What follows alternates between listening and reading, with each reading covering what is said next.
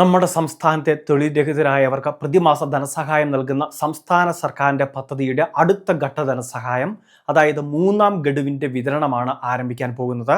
Connect to work എന്ന് പറയുന്ന scholarship പദ്ധതിയുടെ 1000 രൂപ ട്രാൻസ്ഫർ ചെയ്യുന്നതുമായി ബന്ധപ്പെട്ടിട്ടുള്ള പ്രധാന അറിയിപ്പ് വന്നിരിക്കുകയാണ്. നിലവിൽ ഉദ്ഘാടന സമയത്ത് ആനുകൂല്യം ലഭിച്ചവർക്ക് മൂന്നാം ഗഡുവായിട്ടുള്ള തുക അക്കൗണ്ടിലേക്ക് ലഭിക്കും. ഇനി അതോടൊപ്പം തന്നെ ഫെബ്രുവരിയിൽ അപ്രൂവായി നിലവിൽ മാർച്ച് മാസം ആദ്യം ധനസഹായം ലഭിച്ചവർക്ക് രണ്ടാം ഗഡുവിൻ്റെ വിതരണം. ഇത് മാത്രമല്ല, പുതുതായിട്ട് അപേക്ഷ വെച്ച അപ്രൂവായ 29,000 പേർക്ക് പുതുതായിട്ട് ആദ്യ ഇൻസ്റ്റാൾമെൻറ്റിൻ്റെ വിതരണം.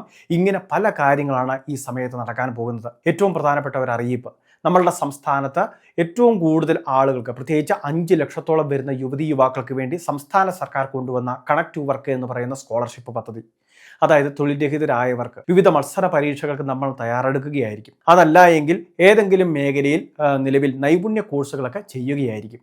അതായത് ബന്ധപ്പെട്ട +2 അല്ലെങ്കിൽ ബിരുദമോ ബിരുദാനന്തര ബിരുദമോ എല്ലാം പാസ്സായ ശേഷം ഏതെങ്കിലുമൊക്കെ നൈപുണ്യ കോഴ്സുകൾ, സ്കിൽ കോഴ്സുകൾ ചെയ്യുന്നവരുമായിരിക്കും. നമ്മളുടെ പ്രായപരിധി 18-നും 30-നും ഇടയിലാണെങ്കിലാണ് ഈ സ്കീമിലേക്ക് നമുക്ക് രജിസ്റ്റർ ചെയ്യുന്നതിന് വേണ്ടി സാധിക്കുന്നത്. അത് മാത്രമല്ല, അപേക്ഷ വെച്ച് കഴിഞ്ഞാൽ വളരെ വേഗത്തിൽ അപ്രൂവൽ ആകുന്നു എന്നുള്ളതാണ് ഈ സമയത്തെ ഒരു പ്രത്യേകത. അതുമാത്രമല്ല, 14 ജില്ലകളിലും അപേക്ഷകൾ നടന്നുകൊണ്ടിരിക്കുകയാണ്. നമ്മുടെ കുടുംബ വാർഷിക വരുമാനം കണക്കാക്കിയാണ് ഇതിലേക്ക് അപേക്ഷകൾ സ്വീകരിക്കുന്നത്. അതായത് വാർഷിക വരുമാനം 5 ലക്ഷം രൂപയിൽ താഴെയായിരുന്നാൽ മതി. APL എന്നോ BPL എന്നോ വ്യത്യാസമില്ലാതെ തന്നെ ഈ സ്കീമിൽ രജിസ്റ്റർ ചെയ്യാൻ സാധിക്കും.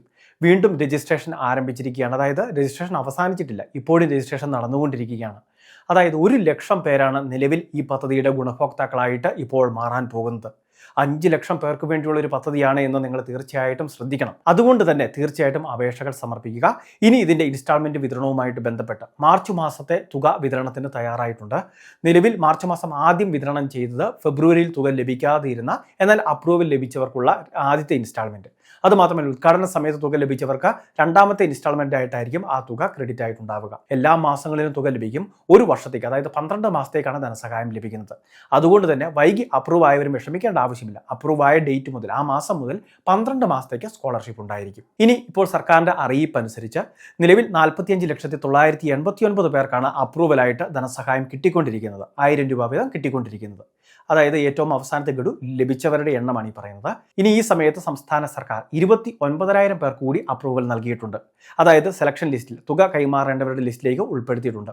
മാർച്ച് മാസത്തെ ധനസഹായം ആദ്യ ഇൻസ്റ്റാൾമെൻ്റ് ആയിട്ട് 29,000 പേർക്ക് ഇപ്പോൾ ക്രെഡിറ്റ് ആവാൻ പോവുകയാണ്. ഈ ആഴ്ചയോ അടുത്ത ആഴ്ചയോ ഇതിൻ്റെ വിതരണം ഉണ്ടായിരിക്കും. ഇനി അത് മാത്രമല്ല, അപേക്ഷ വെച്ചിട്ട് വെരിഫിക്കേഷൻ ഉൾപ്പെടെയുള്ള കടമ്പകൾ പിന്നിട്ടുകൊണ്ടിരിക്കുന്ന അല്ലെങ്കിൽ അപ്രൂവ് ആയിക്കൊണ്ടിരിക്കുന്ന 30,000 പേരുണ്ട്. അവരുടെ അപേക്ഷകളൊക്കെ പല സ്റ്റേജിൽ ഇപ്പോൾ നടന്നുകൊണ്ടിരിക്കുകയാണ്. അങ്ങനെയുള്ളവർക്ക് അടുത്ത ഏപ്രിൽ മാസത്തിലായിരിക്കും ആ തുക അക്കൗണ്ടിലേക്ക് കയറുക. നിലവിൽ 1 ലക്ഷം അപേക്ഷകരെ ആയിട്ടുള്ളൂ. ഇനിയും അപേക്ഷ വയ്ക്കാനുള്ളവർ ഈ അവസരം പ്രയോജനപ്പെടുത്തുക. അപ്പോൾ ആനുകൂല്യ വിതരണവുമായി ബന്ധപ്പെട്ട പ്രധാന അറിയിപ്പാണ് ഈ സമയത്ത് ഷെയർ ചെയ്തത്. എല്ലാവരിലേക്കും ഷെയർ ചെയ്യുക. ഇതുപോലെ ഇൻഫർമേഷൻ ചാനൽ സബ്സ്ക്രൈബ് ചെയ്യുക, ഫോളോ ചെയ്യുക.